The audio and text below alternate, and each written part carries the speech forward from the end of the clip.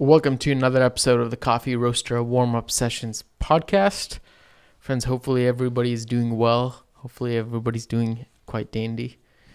Hopefully everyone's having a great couple first months of the year. For some reason, I thought you were going to say something about the holiday season. And I'm like, what am I missing? What holiday? We can talk about holiday seasons. Dude, holiday.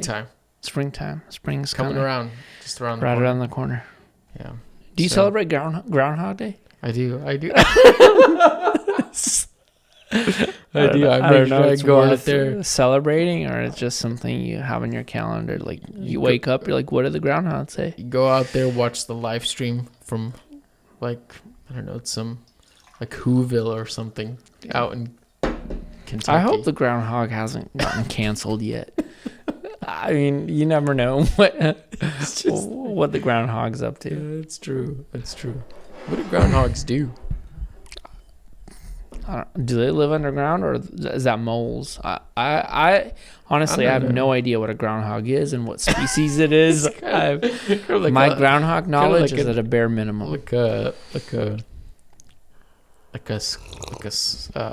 squirrel on steroids or something. Something like that. I mean, I thought the groundhog was connected to the queen. So when the queen passed, I thought maybe the groundhog left. I don't know. Like, I'm playing the ignorance card here. I have no idea. I need to be educated on the groundhog. Well,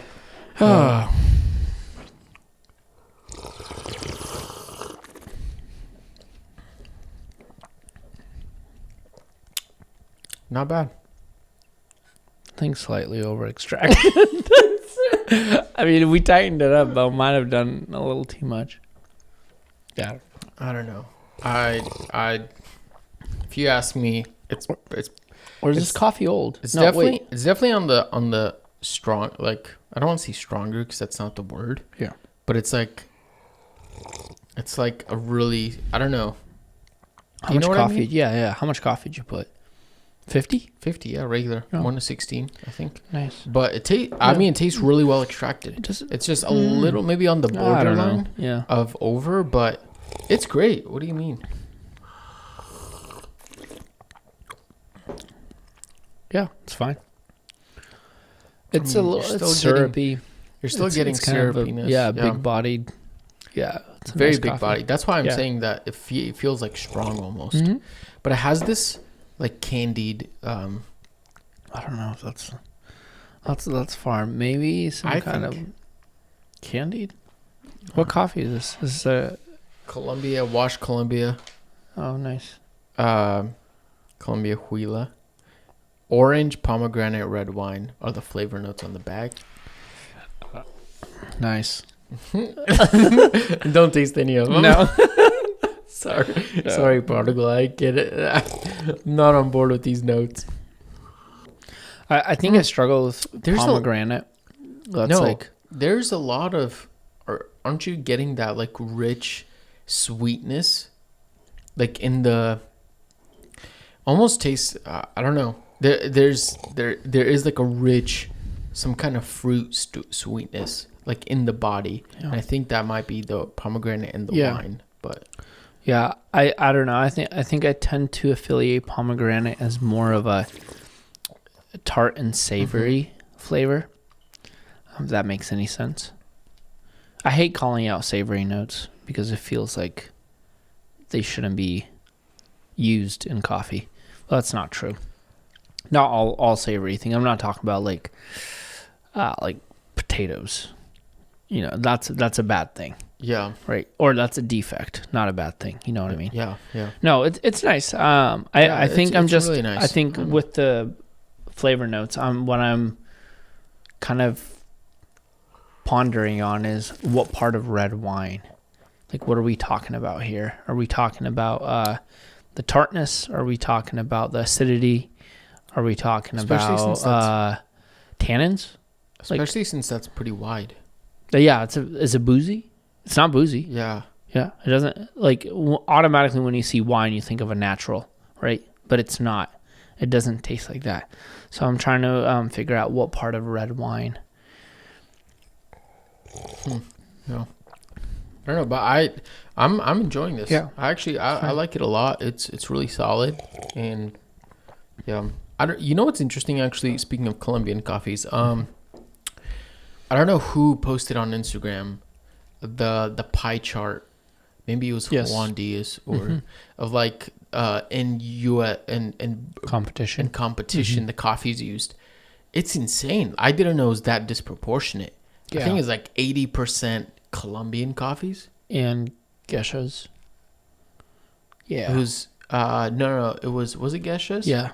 Gesha's SL28s, SL34s, H1s. Maybe we're talking about Ethiopian different ones. land race, and Yeah, that's the same one we're talking about. No, Cedro wasn't on it. Sudan Room and Eugenoides. oh, Eugenoides, yeah. I think I looked at the Brewers Cup one. I don't know. I think that was it.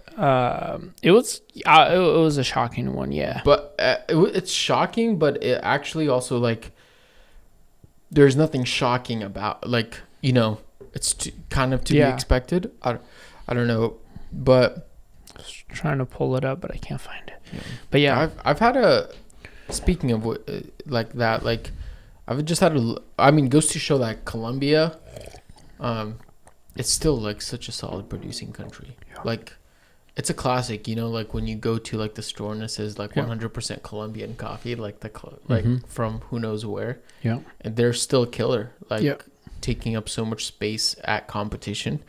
But we've had like a love-hate relationship with them. Our first coffee was a Colombian. Our first one, yeah. Yeah. They're just a pain to roast us also. Yeah. I mean, they're also like, it's been just hit or miss because we've had quite a bit of Colombian. I think Colombian and Guatemalan coffees is the ones that we've had of the most. Mm-hmm. Yeah. So I love it. Like I think, what was it, 2 years ago when I was fully committed to the fact that some of my favorite coffees come out of Colombia. Mm-hmm. I remember that actually. Yeah. So I was like, yep, kind of settled on that. There's so much diversity and flavor too. Like you can basically find any flavor profile in Colombia, which is dope. Processing, almost all, and the leading. Yeah, it is leading. Yeah, leading experimental processing methods there. There's just so much good stuff going on out there. Yeah, interesting. Yeah. Well, hopefully this year we can scoop up a couple Colombians. I mean, our decaf right now is a Colombian decaf. It's a ripper. Yeah. It's truly amazing. Yeah. Our anaerobic semi-washed. Is it anaerobic? Oh, yeah. Dude, I forgot. Yeah. Why did I just forget about that? Yeah, we have two Colombians. Yeah. The Java varietal. The Java is a ripper as well. Yeah. Yeah. Very delicate, very nice. Yeah. And a flavor profile that I would never expect out of Colombia, but that just shows it's just so wide range. Yeah. I mean, there's many times when we cupped it and we both said like this tastes like a Ethiopian. Yeah, like a delicate washed Ethiopian. Gucci or something like that. I mean, it was grown on the same farm as Gesha's, so it kind of makes sense. Yeah. So. But in today's episode, we just want to talk about roast consistencies because I think to just kind of kick us off, I think the being in the industry where we're kind of competing on quality and standards and flavor profiles and everything is just has to be so exact and detailed, is both good and bad. Mm-hmm. Good, it's fun, it's a thrill, it's exciting, it's a challenge. But on the other side, I think there are some things that come with it that make it really challenging because there's what do you do with stuff that's not up to par?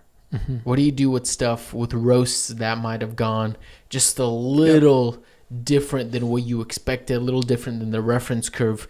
And something we've experienced over the years is that there's actually a lot of waste that comes with that. Mm-hmm. Like, that's just the reality of it. Like, do you sell a bag of coffee even though it's not up to your quality standards that you've cupped because a roast happened to do something wonky? And that's, the reality is that happens. Yeah. Like, your consistency can be excellent, but still, even with that, there are flukes that you're just like, why the heck did it just dip down really low when I did everything the same as the last 3 roasts, Right. and this one behaved differently, you know? And so the difficulty there is, if you're upholding this high quality standard, do you take the loss? Do you throw it away? And at the end of the day, especially for, you know, fairly small roasting company like us, all of a sudden the costs start raking up, and it introduces some challenges. Yeah. And I think an important thing to mention is all of these things that you're discussing are very personal matters. This is something we decide. This is something we set. We make a point to call this high quality and call this doesn't meet our standard. So with all of that said, like when we're doing everything from like cupping, like watching the curve and deciding, oh, is this a good one or is this not a good one? Yeah. We're making that call based on something that we've seen and experienced and understood. Yeah. And I think that's an important frame of reference, because at the end of the day, if you're not us and you're experiencing our coffee, depending on your flavor preferences or depending on how good of a taster or how good of a brewer you are or what machine you have at home, all of our coffees might be up to par. Does that make sense? Yes. So, and depending on who you are, maybe none of our coffees are up to par. So I think that's a very important preface to set before we continue to talk about some of the things that we do to make sure that we set things into up to our standard. You know what I mean? Yeah. Yeah. And I'm glad you brought that up, actually, because that's a very valid point. And I think for us as roasters, as people who cup this coffee, and we're the closest anybody is to the bean itself. So we know the coffee from when we just get samples of it. We know the coffee when we're dialing it in. We know the coffee when we're cupping our production roast regularly. All those things give us more and more knowledge of what this coffee is capable of doing. And that's what we're always constantly measuring according to. And of course, that's our preference, and I think something, shout out to Mark Michelson, who said, you're only as good of a roaster as you are a cupper or a taster. And that's the reference. That's what we're playing from. But then we're also dealing with roasting, which I think especially over the last 7-8 months, we've noticed the craziness of roasting, of how delicate it could be. Yeah.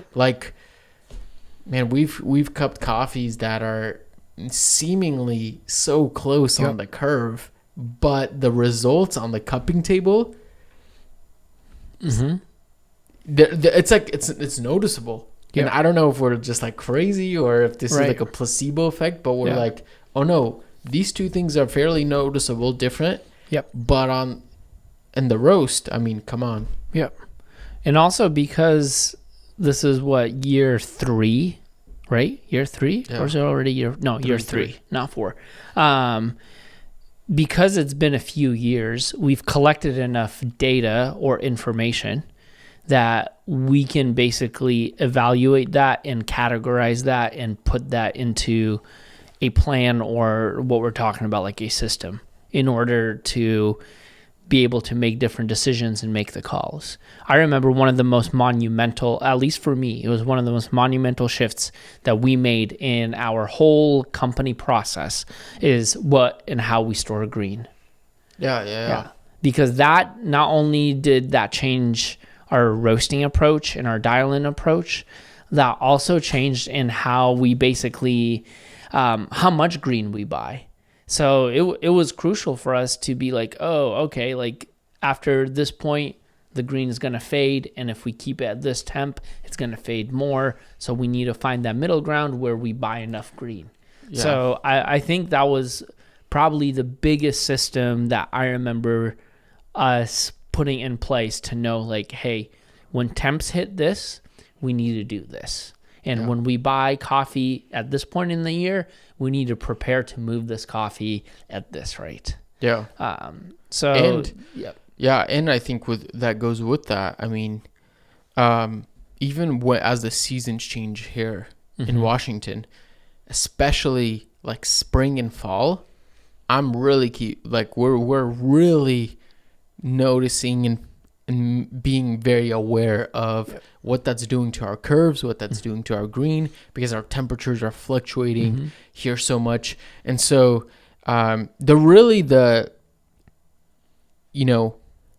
because I mean, we're just an intention of like, hey, we want to live up to this quality that is subjective, that is up to what we want and the standard that we want to roast to and serve coffee at.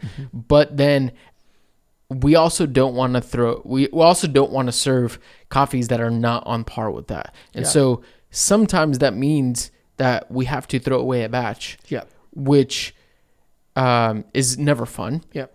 Because I mean, you're throwing away really solid green, let alone it's increasing costs, let alone it's taking more time. And we've even had coffees where we've roasted and looking at the numbers at the curve, and we're like, I'm not fully convinced this is going to taste great. So let's let's throw in another batch. Just so we can have that on hand, and then we'll cup it and see how far that is away from what's really good. And then all of a sudden now means you have an extra batch. If it's good, great. You can maybe sell it somewhere if it's not that far off. But if it's far off, then you throw it away. And so I think systems are so important because they maximize your efficiency. They maximize your quality level. Essentially they maximize your efficiency and your quality level without, and minimize your mistakes, minimize hiccups along the road. However, just because you have really solid systems, it doesn't mean everything's going to be perfect. However, if you're a roaster and if you might not have a system set in place or specific protocols, you're making it really difficult on yourself. Yeah, that was one of the things that even Scott mentioned to us when we were asking roasting questions. Even backing up to not even operations, but how you roast your coffee requires a plan and a system. Whether that is to make sure that you're as productive as you can within that time reference that you have prepared for roasting, or simply consistency and repeatability. And then all of that data that you have actually makes so much more sense when you have a system in place.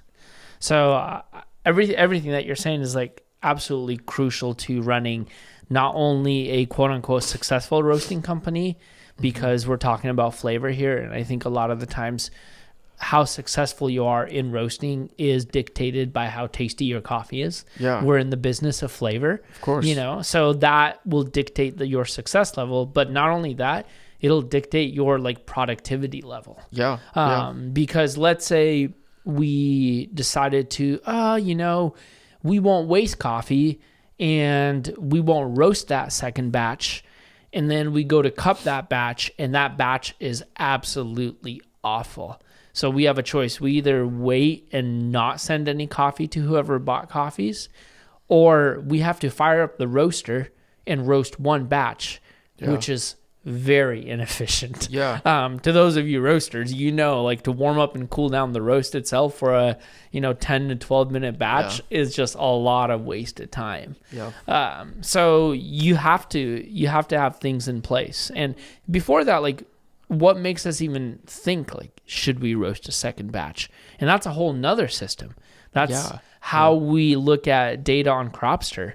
Like we know that because we've cupped this coffee numerous amount of times, we know if it's like, half a degree here, or we didn't hit our DTR percentages in the right place. We know those things and their basic, their basic range. We know that range, therefore we know when to re-roast or add another batch, Go ahead. And I think it's not just, for us, because we're roasting, we have set roast days. We don't roast every single day of the week. Right. Yeah. So that, yeah, there's some efficiency issues because it sucks to have to fire up the roaster for one batch of one coffee. Yeah. But I think if you're completely loaded all week, Right. going back to do another batch is like, well, you either have to stay late or come in earlier. Exactly. And that's causing hiccups in your, because you're so pressed one against the other. And so these systems are crucial to be able to, and we've had, there are definitely things that we look out for. And there are things like, I think at the cupping levels where just the fact that we're cupping constantly is also a system. And that system is usually what's bringing, it's kind of the foundation for all the other systems to be built on. What kind of systems do we have in place? I mean, one we've mentioned, Cropster, or before even that, even how we choose coffees, right? We don't just pull up an offering list and say, man, that coffee reads great on paper, let's buy it. Or, oh, that coffee was graded by some Q grader at a 87. Let's just buy it. No, our plan is to get samples that are intrigued. We have that intrigue us. We have relationships with importing companies. They kind of know our flavor preferences. We get those in, we cup them, and we make a decision on that. That's a system in itself before we even, bring in those coffees. So, and I think that one is crucial. A lot of the times we kind of forget about that one, but that is the starting point and how we make the big decision. So that's one. The other one, I think, is what we talked about, the green coffee storage and how we store coffee, the temps that we look at for storing coffee, and then the temps that we roast coffee at. That was incredible because that changed a lot of how things taste, even though all of our numbers, all of our curves, all of those elements that usually we use, which is another system that we usually use for making sure our quality standard is set, and it wasn't adding up. And we're like, what else could it be? And then Scott helped us figure out that it's probably the green. So that was major. I think that was a big one. And then finally, I just mentioned it, like Cropster. The way we read our graphs, that's a major system that helps us make decisions so that we know what to do with that. So, I mean, and like you said, cupping, that's a big one. What about roasting specific? In the roasting process. Yeah. I mean, how detailed do we want to get? The first thing that comes to my mind, literally the way we log things in Cropster. I know folks who roast basically take a curve. Coffee is dialed in, and then they're just following the graph and making the gas changes according to the profile and the dial. But we actually log every gas change no matter what. So there is not a single roast that we don't log. So we've roasted, I don't know, a lot of roasts now. And if you look back at our Cropster, you can find every single roast and see where our gas changes or where anything in the roasting process was made. So I think that's a major one. That's a very big system. To even dial it into even more detail, even the way you change gas on the machine, because our machine is manual, the way you change it and the way you log it is important, because remember, that whole roast is moving. It's not waiting or pausing for you to log in that gas change. The way we drop coffees. I mean, I can keep on going. We do have, now that I think about it, we have a freaking dial system for a lot of these things. We have SOPs in our Google Drive and how we warm up the roaster. Yeah. That's a very big system. So I think there's a lot of things I think that we subconsciously I've just started doing over time, and I've just stuck around with them and make very sometimes occasional changes to them according to things we're learning or things we're figuring out. But I think our integration with Cropster software, and people ask, is it worth paying for Cropster when you can have, Artisan that's free? And it's 100%. That's what roasting That's that. I mean, that's the bread and Yeah. butter right there. Mm-hmm. And in Cropster, we're it's everything from DTR to end temp to roast time to development time to the different probes that we have. It's recording to how we log. Like we read color of our coffees Right. fairly Mm-hmm. often. It's a big Even one. if a coffee roasted fairly the same, if it's tasting slightly different, we're taking a color reading. Yeah. Because we want to know, did it go a shade darker? Yeah. Did it go a shade lighter? And Mm-hmm. is that's what's contributing to the color?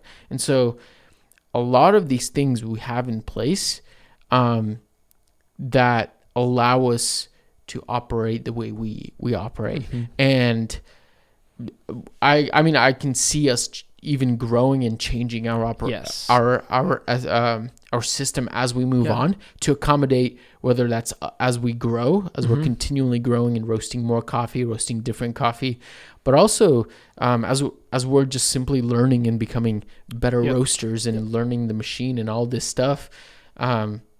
That's gonna require some kind of change, Right. and I think, I think these systems.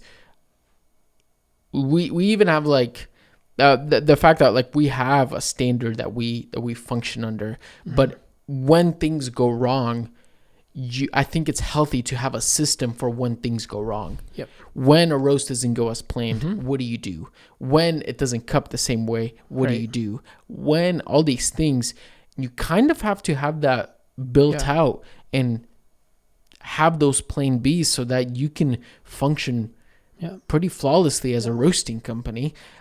Even if that means part of your system is, hey, if it's not up to par, you toss the batch. Yeah. You take the loss. Exactly. And that's something that we've talked about as well, is like, for the sake of, the people buying our coffee, for the drinkers, I'm always asking myself, what would happen if somebody tries this bag for the first time of Mir? Yeah. Is this up to par with what I want them to try? And if it's not, I might consider going as far as saying we just need to toss it. Yeah.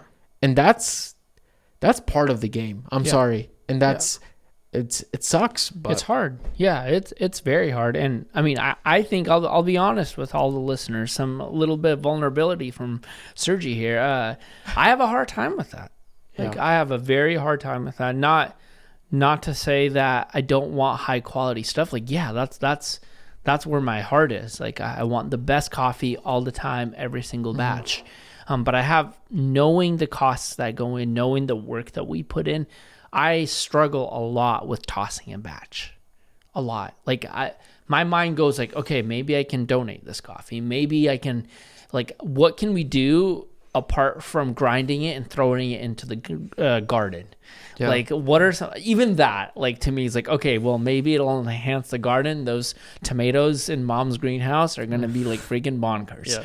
They'll have flavor notes of blueberries. Like, I don't know. But like, that's where my mind goes, because it is hard. But at the end of the day, what you're saying is so sobering and so true, because if even like a friend of mine or not a friend of mine, I encounter so many people who drink Mir and I don't even know about it. I either get a DM or I get like someone comes into even narrative and is like, oh, I had some Mirror coffee and it was wild. Yeah. Like, I just don't know. And to know that someone will have a bag of our coffee for the first time and that roast was their first impression of what Mirror creates, it's a lot of pressure. Yeah. And I think that pressure outweighs the pressure of what am I going to do with this wasted batch? 100%. There is definitely a sense of pressure, and I think that's to a certain extent appropriate. There should be some pressure. If you're trying to be the best, if you're trying to offer, like what we say, like an exceptional experience, like an experience that is memorable to you, that's the standard that we're holding ourselves to. And I think it's a whole other conversation to talk about. Like, there are some things that in play as a roaster that you could do that maybe you can salvage it in some ways. Maybe it's not perfectly on par for filter, but maybe for cold brew it might work. Or who knows, whether that's even donating it. Like a lot of people might really value and appreciate a 5-pound bag of a donated coffee, but because they might not care, they may not be able to taste the difference, but it's better than throwing it away. Yeah. You know, and that's not to say like you should donate your trash to somebody. No, that's not what we're saying. Yeah. But Like we donate to our mom. Yeah. Like that's a good example. And for context, I think what we're talking about is literally like 2 degrees. Yeah. In a roast, that's an extra 10 seconds. Yeah. Like that, where it's like a lot of people might not even taste the difference, but for us, and that's where conviction, just personal accountability, that just steps in, and that, yeah. Apart from that one coffee where I think we dropped it, like 15 degrees below drop Oh temp. gosh, yeah, that was That a coffee huge didn't even fluke. work for latte art. Like ask Justin, he's like, Oh, dude, yeah. even pouring in that coffee was bad. We've also done that. Like, hey, if it goes bad, just it's a latte art. Practice. Yeah. Just comp is coming up. Yeah. No, for sure. It's I value systems. I love systems. They make me happy. They just also give you like peace of mind. You don't have to make decisions if you put a system in place, because you made one big decision and now you know that like if this happens, you need to do this, and it frees up space in your head to be able to think about other things, create more systems. And I think that at the end of the day, that's the point, is to give you peace of mind. One, knowing that you sent these bags and these bags really do reflect what's good, and two, you don't have to worry about like making that call. Yeah. You know, adds confidence. Yeah, that's excellent. Systems are great, but I'll say I hate making them. I hate going through the process because it's just like, it just feels like a drag. Like, why? But you're right. It frees up a lot of brain space. So. I mean, you even told me today, like, dude, that cold brew, like you did that cold brew so quick. Well, yeah, because I made it so many times and I have a plan. True, I need to go pick up my water now before I get to the office, and then I need to make my water and build my water in a batch. Like, If this podcast episode was at all helpful or beneficial, or just entertaining you, maybe you're not even a roaster, it's just entertainment. Guys, give us a little review on Apple Podcast. Half of you are listening on Apple Podcasts and half of you are listening on Spotify. That's kind of the main two biggest platforms. So if you're on there, friends, give us a little review, add a couple stars. It helps a lot. We're trying to get this podcast out to more and more people. If you're on YouTube, drop a comment down below, hit that like button, do all the good stuff. You guys know, why am I telling you? As if you guys don't listen to podcasts. This is just a small little reminder. But anyways, friends, thank you so much for tuning in once again to another episode of the Coffee Roaster Warm-Up Sessions podcast. And we'll see you next week with an episode potentially about Origin, because I may be gone. But we'll see. I don't know. Teaser. Yep. Alrighty, folks. Thank you for listening. And as always, reflect what's good.